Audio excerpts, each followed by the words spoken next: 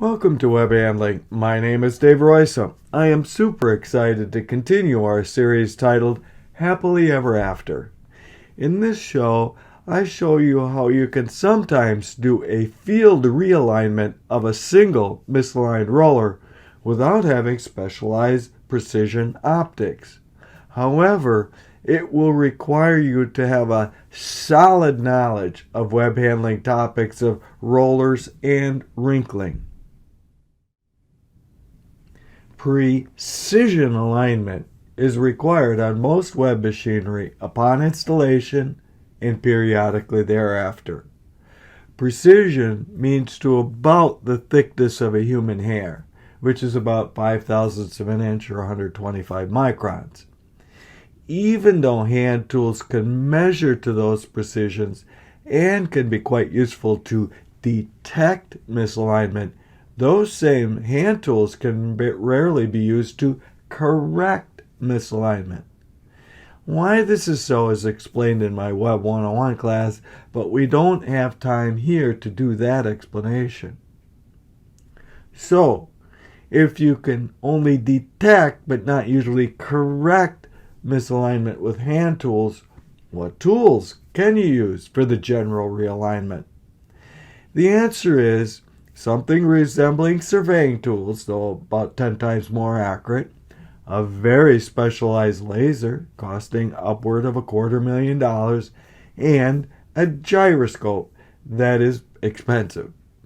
All require extensive training and experience. So that can be a big disappointment because those precision tools and services, while good, are neither fast nor cheap. So you're probably wondering if there are exceptions to this general rule. By this, I mean, are there situations where hand tools or even no tools at all can be used for precision alignments?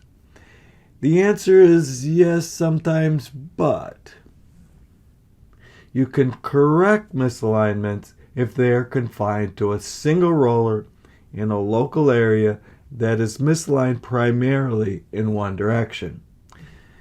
That is already pretty restrictive because every single roller is misaligned in two directions, and the common situation is that it is likely that there are more than one roller in one direction that is functionally problematic.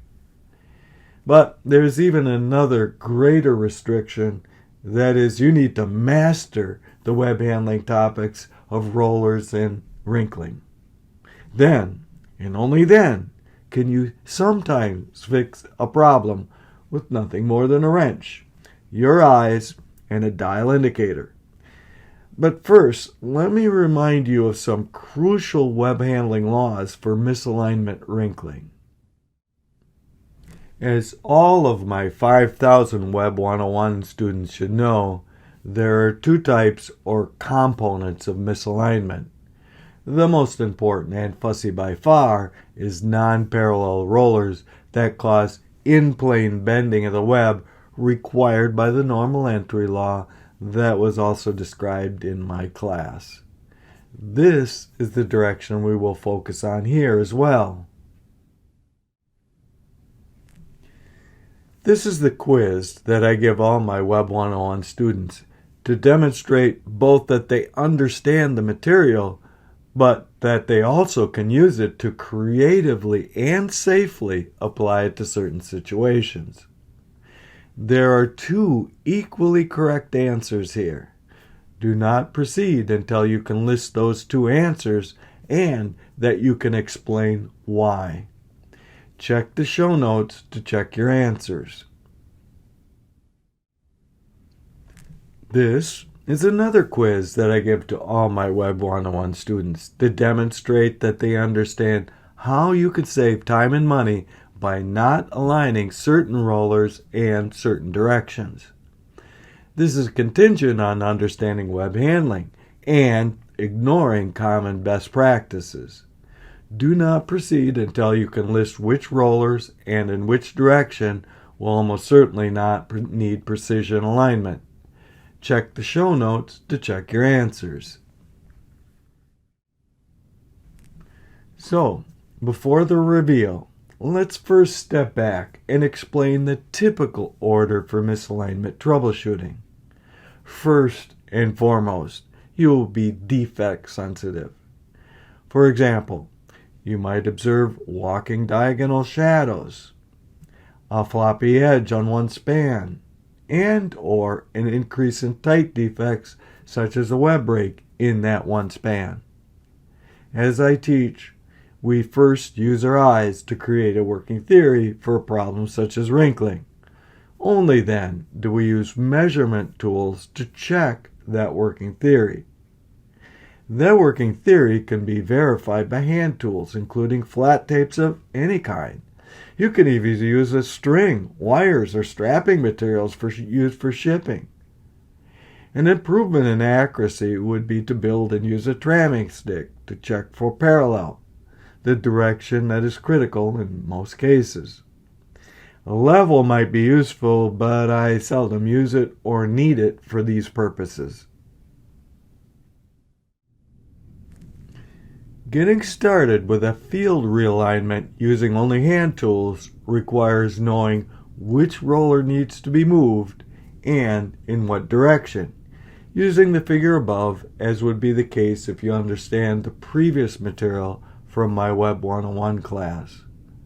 Hopefully that direction is a convenient one to make, such is often the case with web runs that are purely horizontal or purely vertical, but other cases may be more difficult. Finally, you might try a pie tape or tramming stick first, even though your eyes can be almost as good if you train yourself. So, here's what you've all been waiting for. That is the procedure to move a roller into very good alignment by using only your eyes and a dial indicator.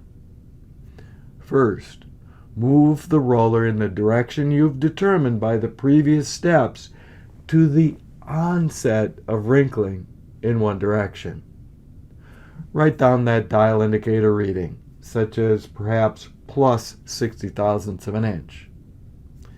Second, move the roller in the direction that just creates a wrinkle in the opposite direction. Write down that dial indicator reading, such as perhaps plus 120 thousandths of an inch.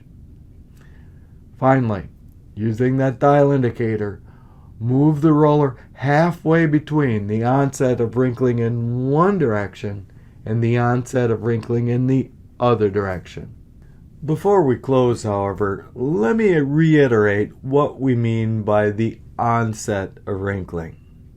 That is the troubleshooter wrinkle, as I call it in my Web 101 class, which is the just visible diagonal shadows made by a web that is not flat. I am not referring to the QA wrinkle, as I called it in my Web 101 class, that is likely much more severe, likely manifesting as a hard wrinkle crossing that roller. You want to use the onset of the just visible shadow wrinkle for doing most wrinkle troubleshooting and remedy, including this procedure. Thank you so very much for letting me share stories from the field. Stay tuned for next week, where I will share how you can remedy telescoping by turning a knob. But only if you know how to tell one type of telescoping from another. If you have a topic you would like to hear about, let me know in the comment section below. If you found any of these stories to be interesting or useful, please like and share and subscribe. And remember to check out the show notes for surprises. See you next time.